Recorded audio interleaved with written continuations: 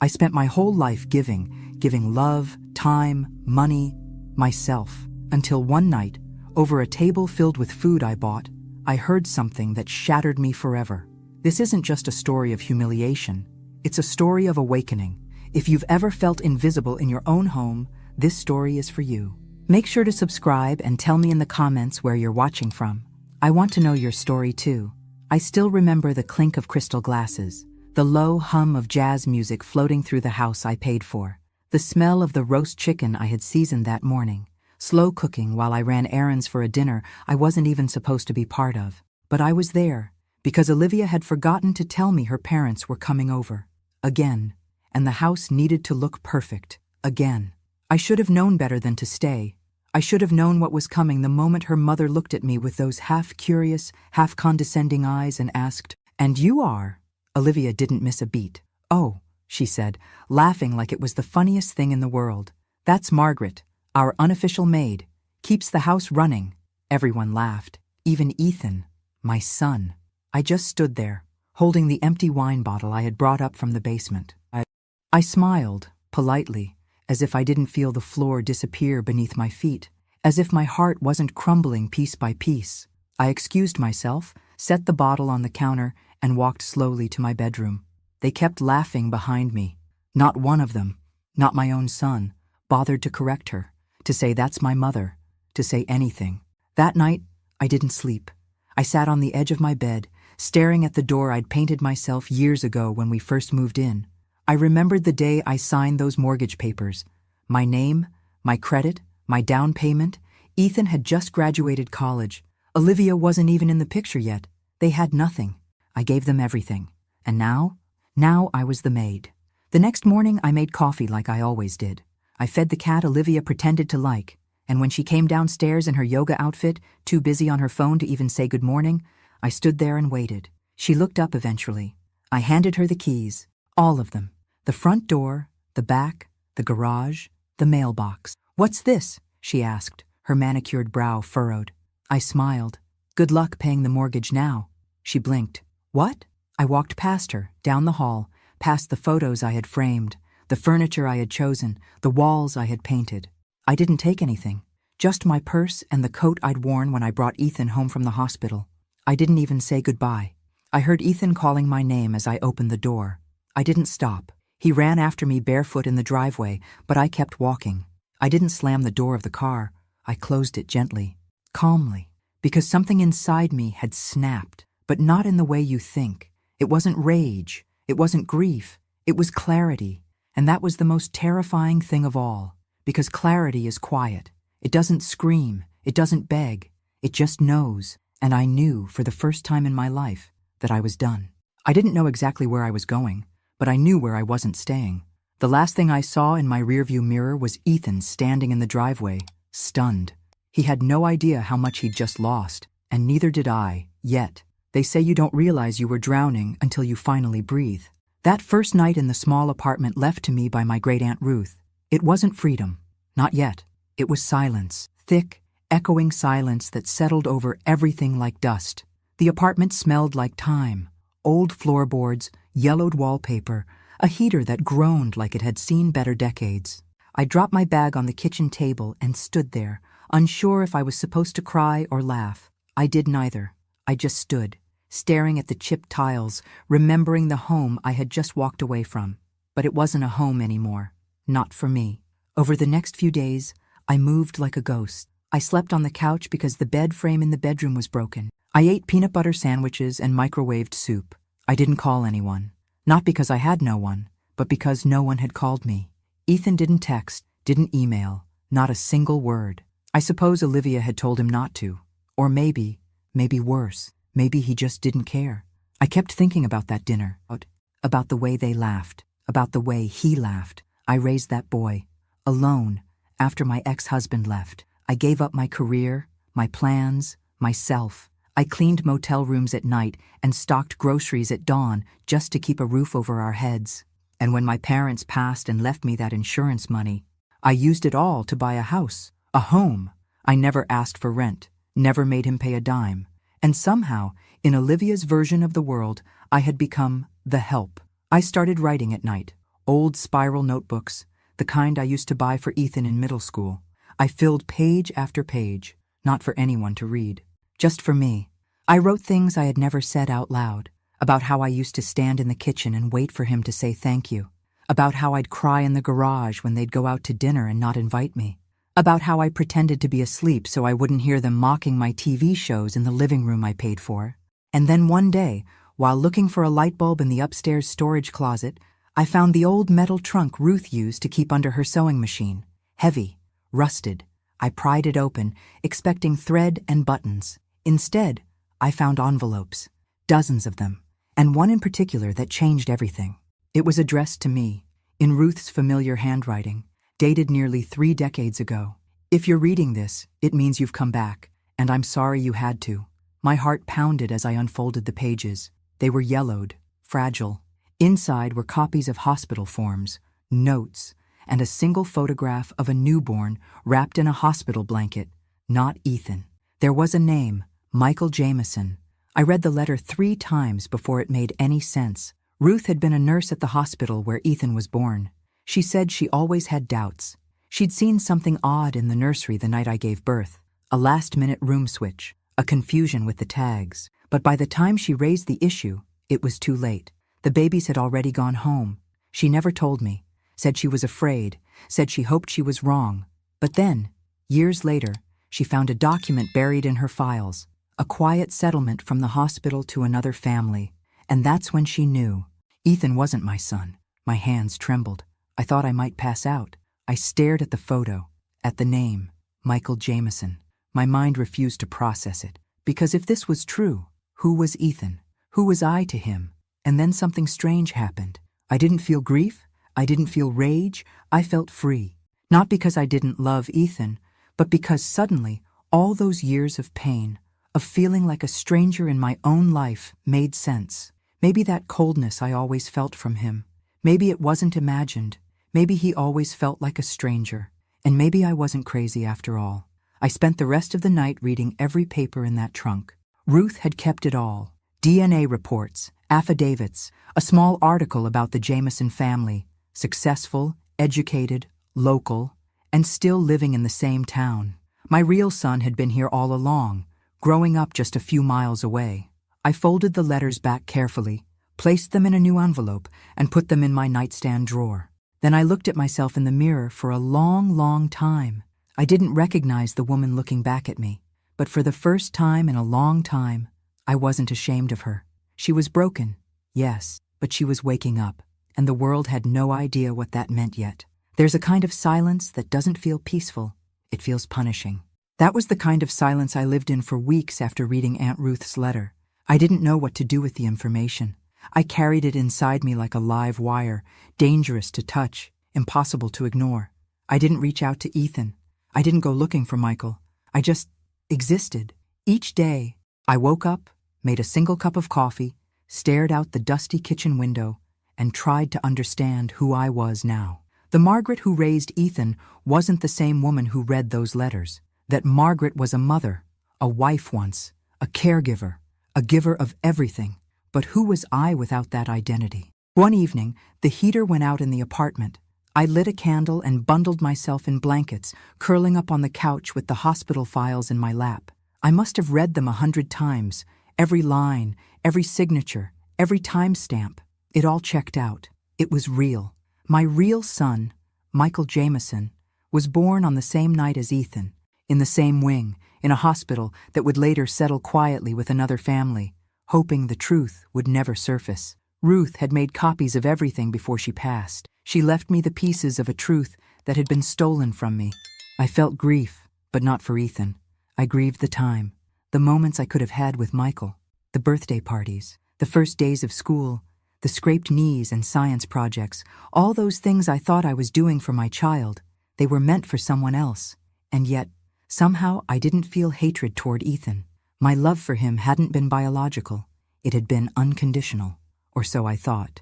But when someone you raise doesn't defend you, doesn't even see you, it forces you to reevaluate everything. It was a Tuesday afternoon when I finally pulled myself together. I had been hiding too long. I wasn't ready to confront Ethan. Not yet, but I could start somewhere. somewhere quiet. I walked into town and stood across the street from the little bookstore near Main and Elm. Jameson's Books. It was painted in deep green with hand-lettered signs on the windows. I'd passed it dozens of times before and never noticed it. He was there. Michael. I didn't need to ask. He looked about 30, maybe a little older, clean-cut, reading glasses. He was helping a young woman find a poetry book. His voice was soft, patient. His posture was gentle but sure of itself. I stood across the street, heart pounding, eyes fixed on the son I never knew I had, and I cried. Right there on the sidewalk, not sobbing, not loudly, just quiet, unstoppable tears that rolled down my cheeks and into the collar of my coat. I didn't go in, not that day. I just watched. And then I did it again the next day, and the next. It became a ritual. I'd walk the block, sit on the bench near the corner, pretend to check my phone or drink coffee from a paper cup, and I'd watch Michael living the life I was never part of. It wasn't stalking. It was mourning, but also preparation. Because slowly, I was starting to put the pieces together. While I sat outside that bookstore, I started noticing things. The schedule of deliveries, the names of customers, the rhythm of the store. I was observing, yes, but not just him. Them, Ethan and Olivia. I started tracking them too, subtly. I knew their patterns from memory. Olivia always posted on social media, tagging her favorite brunch spots, yoga studios, and wine tastings. It wasn't hard to follow the trail, and what I saw made me nauseous. They weren't struggling. They were pretending. Olivia's business, some lifestyle coaching brand, was mostly smoke and mirrors, rented office space, paid followers, credit cards maxed out to maintain appearances. And Ethan? He had quit his job 6 months ago. Olivia called it manifesting a new chapter. I called it delusion. They were building a house of cards, and they had no idea the wind was coming. I didn't tell anyone what I had discovered. Not yet. Instead, I started keeping a second journal. Not like the first, filled with emotions and heartbreak. This one was strategic. Dates, names, business filings, public records. I wasn't just grieving anymore. I was planning. They thought I was gone, invisible, irrelevant, but I was more present than I had ever been. And I was about to remind them exactly who I was. The first time I saw Michael up close, I couldn't speak. It was a rainy Thursday. The bookstore was nearly empty, and he was restocking the biography section, humming under his breath. I had lingered outside too long, and when he turned and looked through the front window, our eyes met. He gave a polite, welcoming smile, nothing more. Just the kind of kindness you offer a stranger. And that's what I was to him, a stranger. My heart clenched. I turned away quickly, pretending to check my phone, but my hands were shaking too hard to fake it convincingly. I walked fast, ducking around the corner, barely making it to the car before the tears came. How do you tell someone that their entire life started with a mistake? How do you look a grown man in the eye and say, "You're not who you think you are, and neither am I"? I went home and pulled out Ruth's letter again, read it 3 more times. She hadn't just discovered the truth, she had investigated it. The name Michael Jameson wasn't a guess, it was confirmed. She had found the settlement papers. The hospital never told me, because I was never meant to know. And the Jamesons? They must have known something. Maybe not the full truth, but enough to accept a quiet payout. But I wasn't here for revenge against them. I wasn't even sure what I was here for. I just wanted to know him, to see if the ache in my chest could be filled by the reality of who he was. So I went back. I started small. I bought a book. Michael rang it up himself. "Good choice," he said with a smile. Hard to find these days. His voice was warm, familiar in a way that made my throat tighten. He handed me the bag, his fingers brushing mine for a second. I nodded. "You own this place?" "Sort of," he said. "My parents helped me get started. They're retired now, so I keep busy here." Of course they helped. Of course he had support. Not like Ethan, who'd had nothing but my blood, sweat, and sacrifice, and who had turned around and offered me up as a joke. Michael had parents, but not me. And Ethan had me, but never wanted what I gave. The universe had scrambled the puzzle and left us all bleeding over the wrong pieces. I started visiting the bookstore every few days, casual. Sometimes I bought a novel, sometimes just browsed. Michael began to recognize me. He'd say, "Back again?" with that easy smile. We made small talk, weather, books, local events. I never told him my name. Not yet. It wasn't time. Meanwhile, back in the shadows of my old life, things were shifting. Ethan sent me one message, a text that said, "Mom, are you okay?" Nothing more. After 3 weeks of silence, that's what I got. I didn't reply. I had nothing left to say. But I started looking deeper into their world. I pulled up the deed to the house. It was still in my name. Olivia had tried to refinance without my permission. Denied. She couldn't afford the mortgage. Ethan had no income. I could have evicted them on the spot, but that would have been too easy. No, I needed them to feel the slow unraveling, the fear, the realization that the foundation they stood on wasn't just fragile, it belonged to someone else entirely. Me. Every night, I wrote. My new journal was meticulous.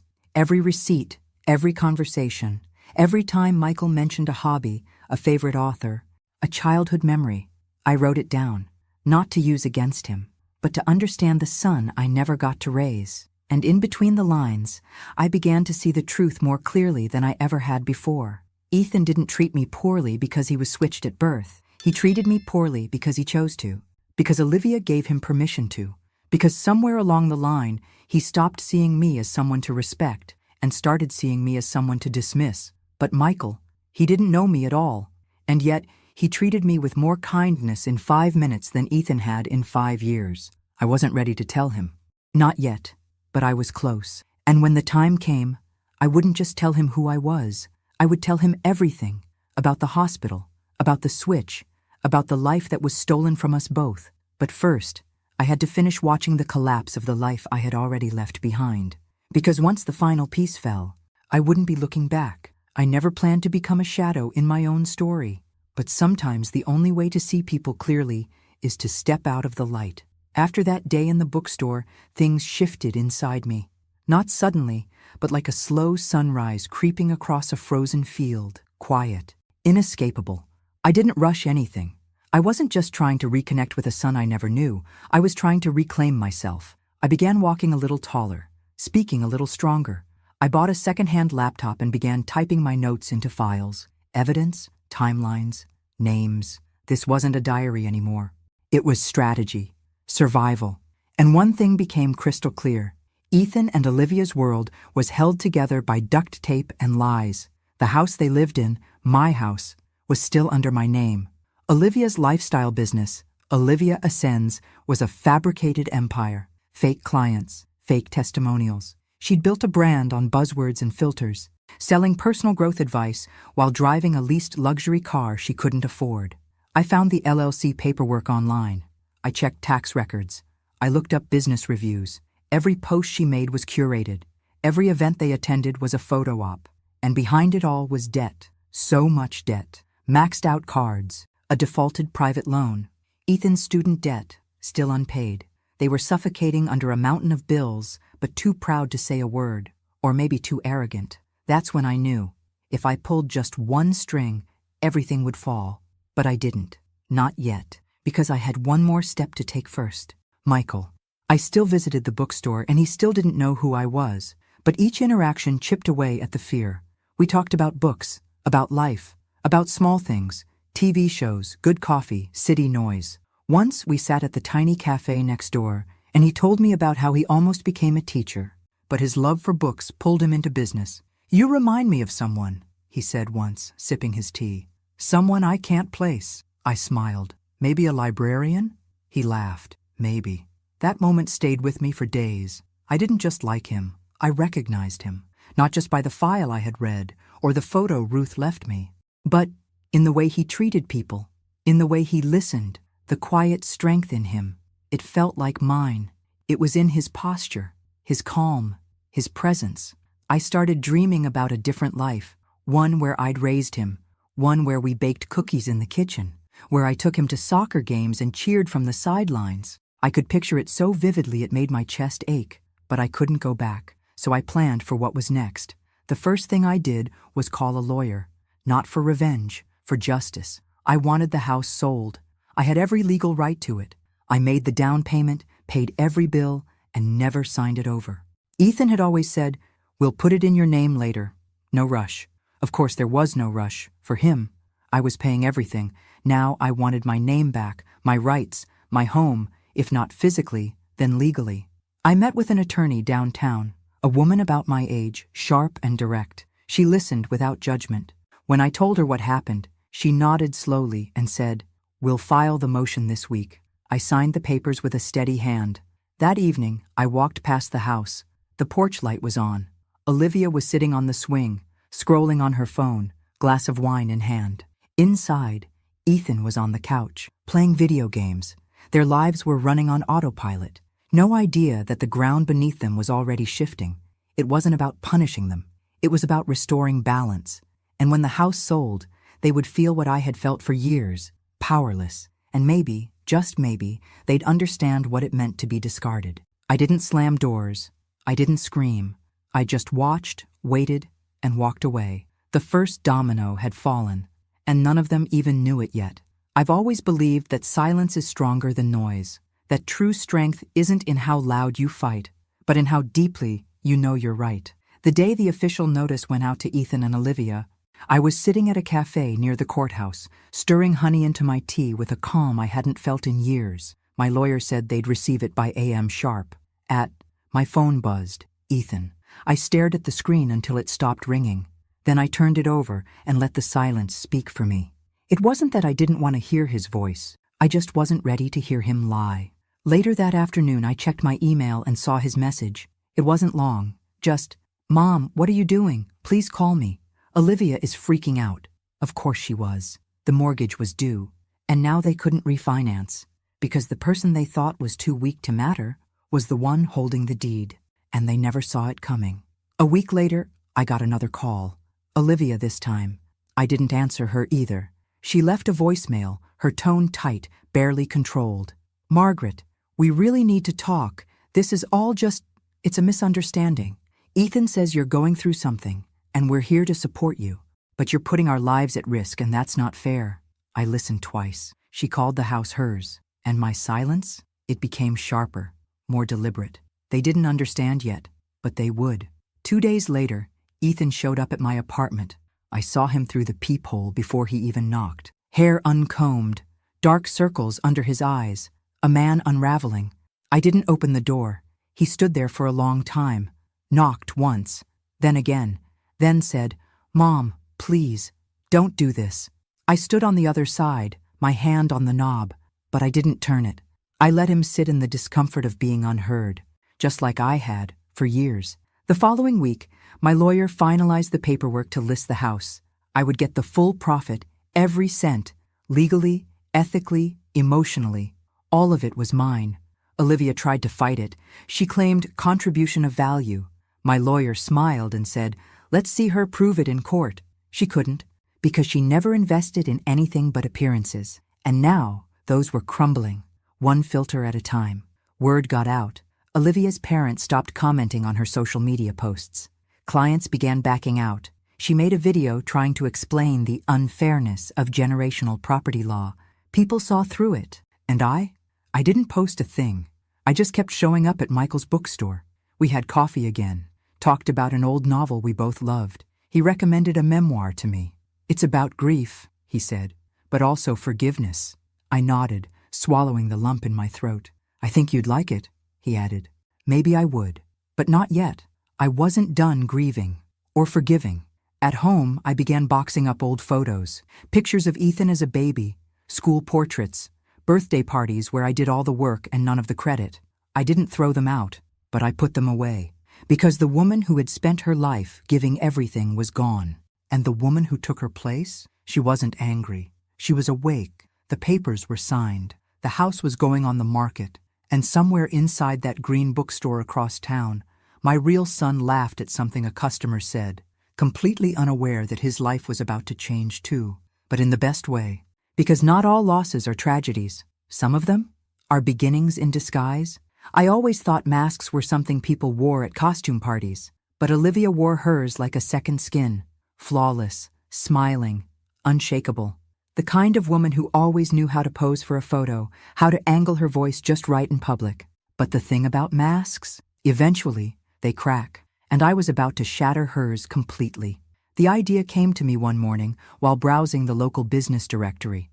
I had already gathered enough personal dirt, credit problems, fraudulent Instagram partnerships, late mortgage payments.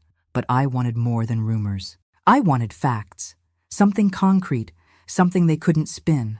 So I hired a local business consultant, a man named Darren, quiet, professional, discreet. I told him I needed a full audit of a business, nothing illegal, just a private deep dive into its structure. I gave him Olivia's company name, Olivia Ascends LLC. He got to work. A week later, he delivered everything in a neat folder. And what he found, even I wasn't prepared for. Olivia's entire business model was a lie. No tax filings for the last 2 quarters. Several invoices forged to look like they came from real clients, but the clients didn't exist. Photo shoots staged at rented properties she claimed were home makeovers. Her so-called partnerships were just affiliate links with inflated metrics. She wasn't just pretending to be successful. She was deceiving everyone. I asked Darren, would this hold up under scrutiny? He looked at me and said, if this goes public, she's finished, financially, professionally. And that's when I made a decision. I printed everything. Then I found the address of Olivia's parents, the same people who once laughed in my home, clinking wine glasses while their daughter humiliated me in my own kitchen. I mailed them the file, anonymously. No letter, no signature. Just a simple note on top that read, everything you think you know is a performance. 2 days later, the first cracks appeared. Olivia's Instagram went quiet. No stories, no curated morning routines. Her newest post, an inspirational quote about being misunderstood, was flooded with strange comments. Then, like dominoes, her world began to collapse. Her website went offline for maintenance. Her last planned workshop was canceled due to unforeseen circumstances. And then, I heard the cherry on top from an old neighbor who still followed her. Olivia's mother was seen leaving her house in a rage, shouting on the phone, face red, purse swinging wildly. Whatever happened behind those closed doors, it wasn't filtered, and it wasn't pretty. Ethan called me again that night. I didn't answer. He left another voicemail. Mom, I don't know what's happening. Olivia's parents aren't speaking to us. Someone sent them stuff, documents. They think we forged them. Did you do this? I didn't reply. He was finally seeing her for who she really was, and himself too. He had spent years defending a woman who destroyed everything in her path. Starting with me. Let him feel it. Let him sit in it. That night, I walked to the bookstore again. Michael was closing up. He waved when he saw me. Back again? He said, unlocking the door to let me in. You should just work here at this point.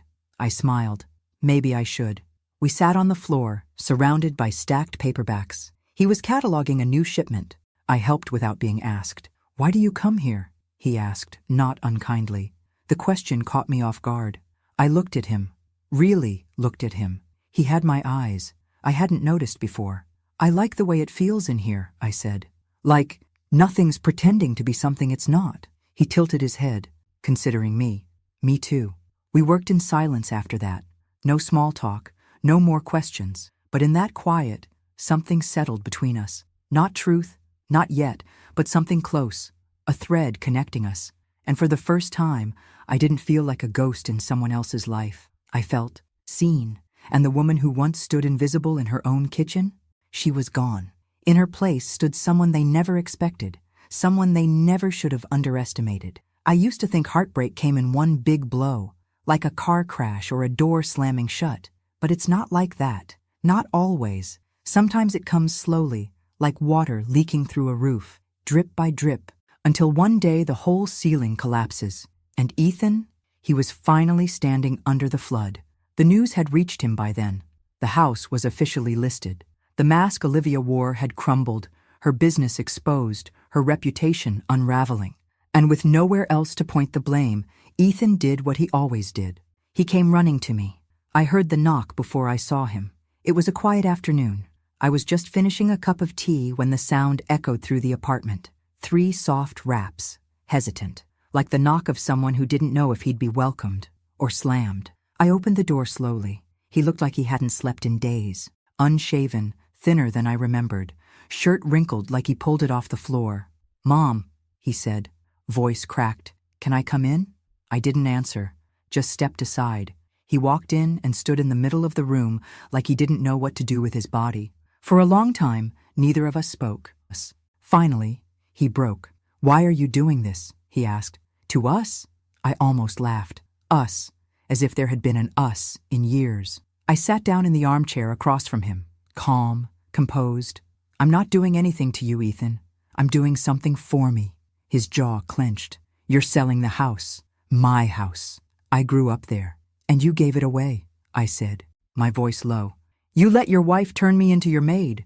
You watched it happen. You laughed. You never even apologized. He didn't deny it, just looked at the floor.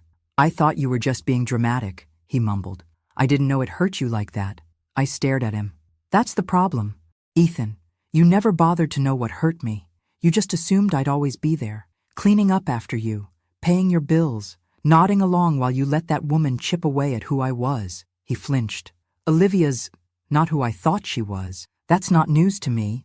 He finally looked up at me. His eyes were glassy now. I lost everything.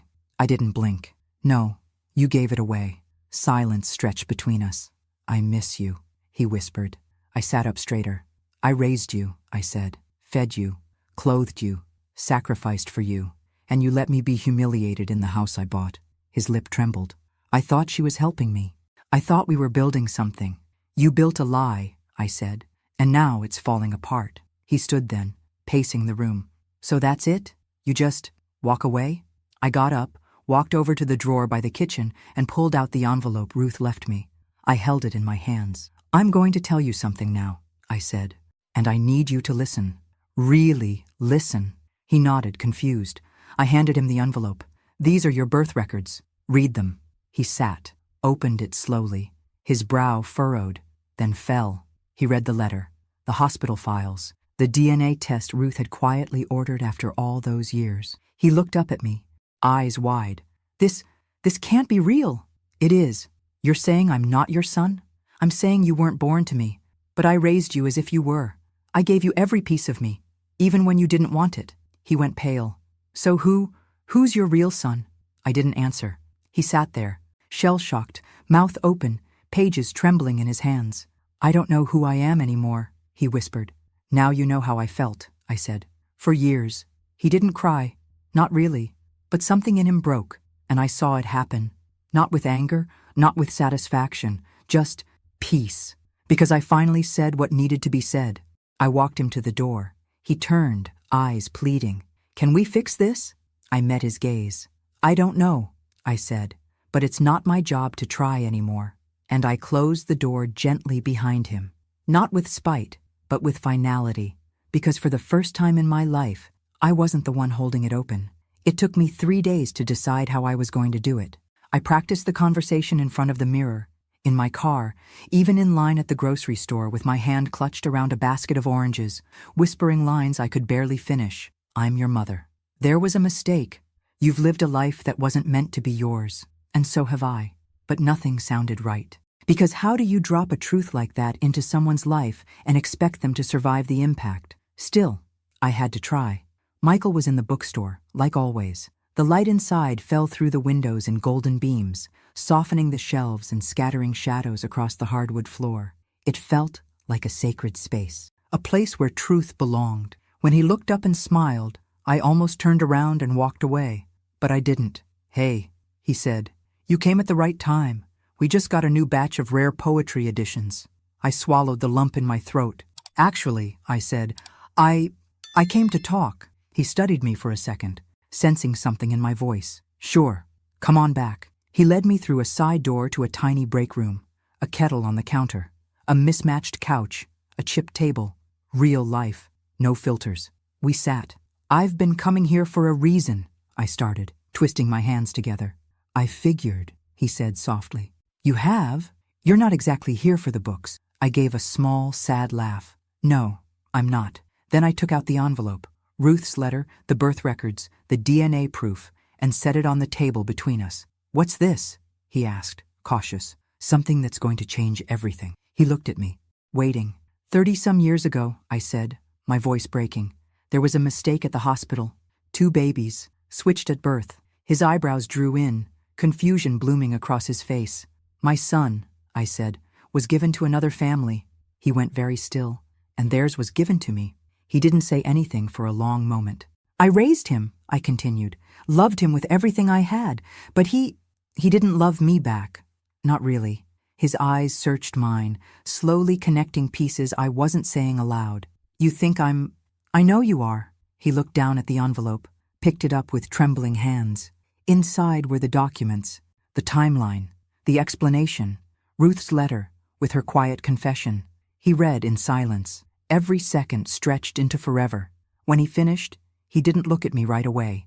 Just set the papers down, his fingers still resting on the edges like he needed to hold on to something. This is a lot, he finally said. I know. And you're Margaret? Yes. He looked up, his eyes glassy. I don't feel anything. Not yet. You don't have to, I said. I'm not here to ask for a place in your life. I wanted you to know. I needed you to know. He nodded slowly. Why now? Because I couldn't live with the silence anymore. Because the truth deserved to breathe. He leaned back, exhaling hard. I have parents. They raised me well. I know. I love them. I would never ask you not to. We sat in that tiny room, surrounded by books and the scent of old paper and peppermint tea, and I felt something I hadn't in years. Relief. Not joy, not closure, but the freedom of no longer carrying something so heavy alone. He stood after a while, pacing slowly. I don't know what to do with this, he said honestly. I don't either. But I don't hate you. Tears filled my eyes. That's more than I expected. He turned to face me again. You didn't have to come, but you did. I didn't know how not to, I said. He nodded again, a quiet understanding settling between us. Can we take it slow? He asked. I don't want to make this something it's not. I wouldn't ask for anything else. He gave me a faint, fragile smile. You want to stay for tea? I smiled back. I'd love to. We didn't talk about the files again that afternoon. We talked about books and weather and how he hated the sound of wind chimes but loved the rain. And though the past still sat between us, unopened and raw, we had started something. Not a relationship, not yet, but maybe, just maybe, a beginning. By the time autumn rolled in, the leaves weren't the only things changing. The house sold faster than expected. I got the full asking price, more than I imagined. Ethan and Olivia had to vacate within 30 days. No extensions, no renegotiations. I didn't evict them out of anger. I evicted them out of necessity. Because that house had been my prison for too long. And watching them pack up their curated life, box by box, knowing every pillow, plant, and designer trinket had been bought on borrowed time. It felt like watching a theater set being dismantled. The play was over. The illusion gone. The day the moving truck came. I drove past. I didn't stop. I just watched from a distance as Olivia barked orders at the movers, her sunglasses hiding whatever remained of her pride. Ethan stood on the lawn, phone pressed to his ear, pacing in circles. I wonder if he ever thought he'd see this day. I wonder if he knew I would be the one to bring it. Their fall wasn't dramatic. There were no screaming matches, no scandals on the local news. But it was complete. Olivia's parents pulled their financial support.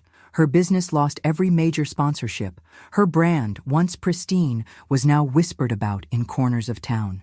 The woman who had laughed at me in my own kitchen now couldn't afford her overpriced skincare line or daily matcha.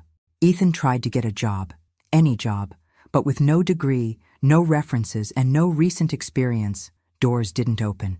He moved into a small apartment on the outskirts of town. I heard this from the lawyer.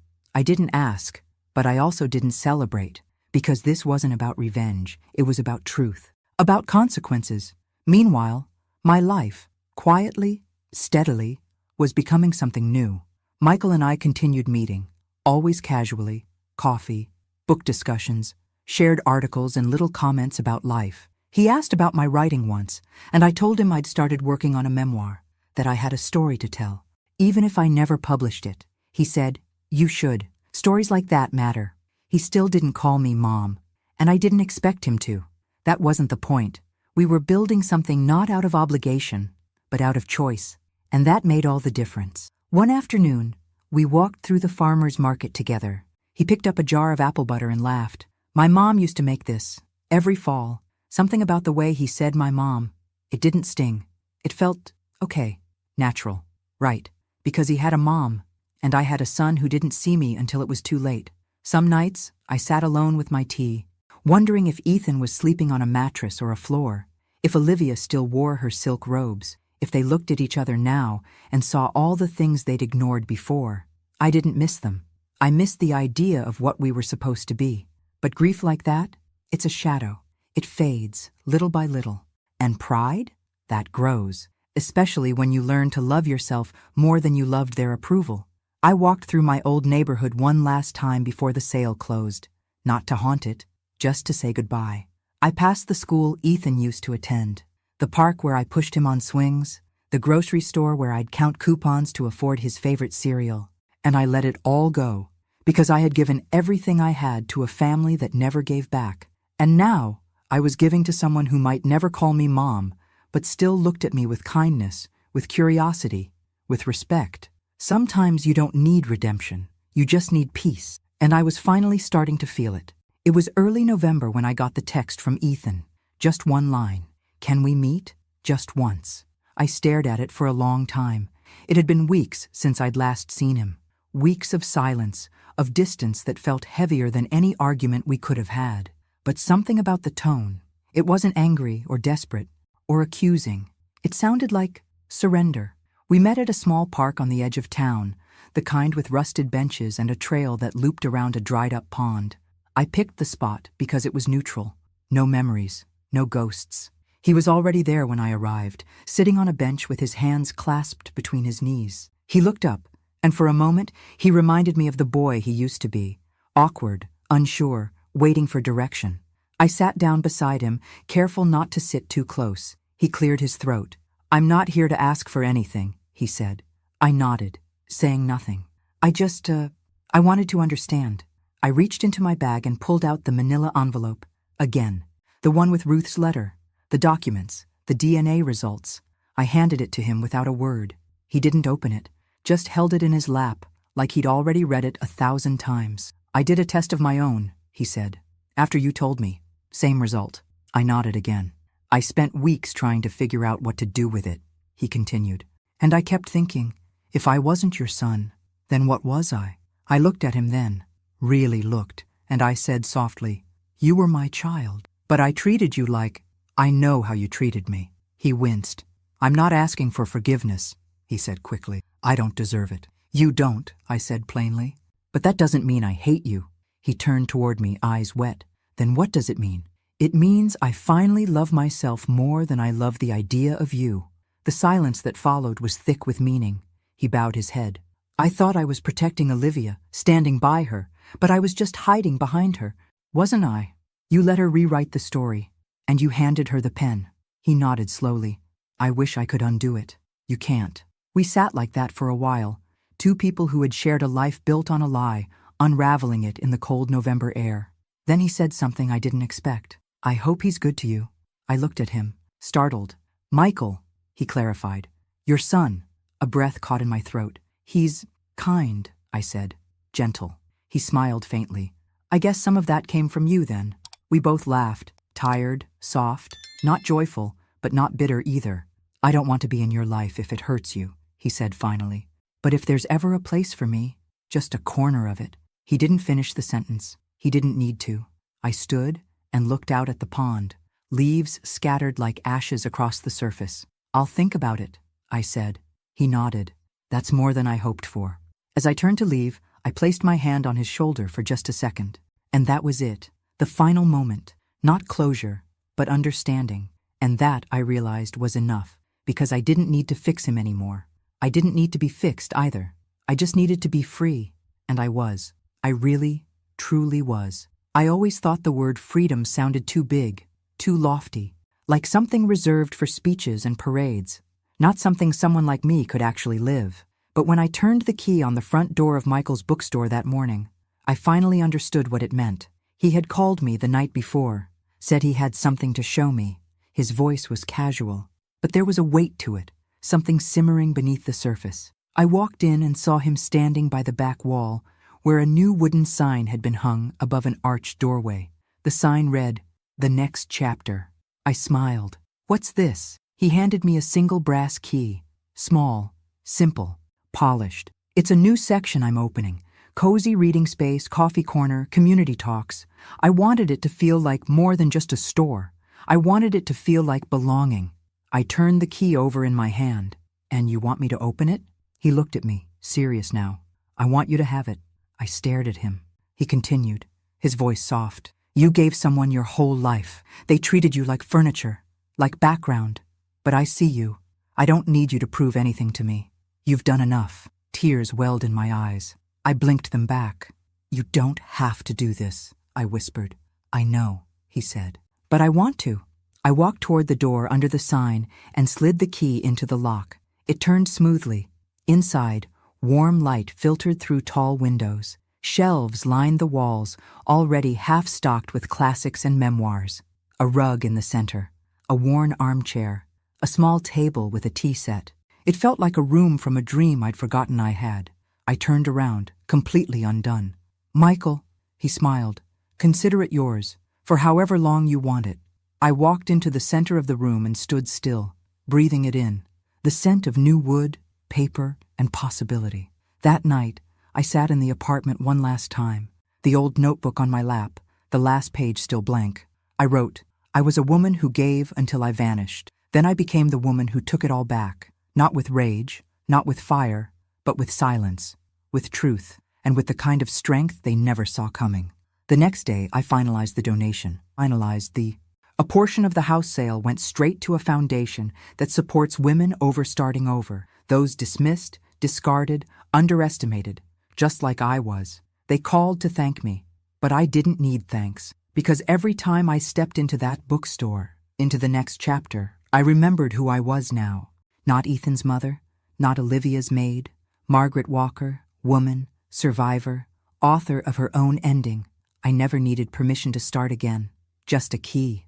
And now, I had it in my hand, and this time, it didn't open someone else's door. It opened mine. Thanks for listening. Don't forget to subscribe and feel free to share your story in the comments. Your voice matters.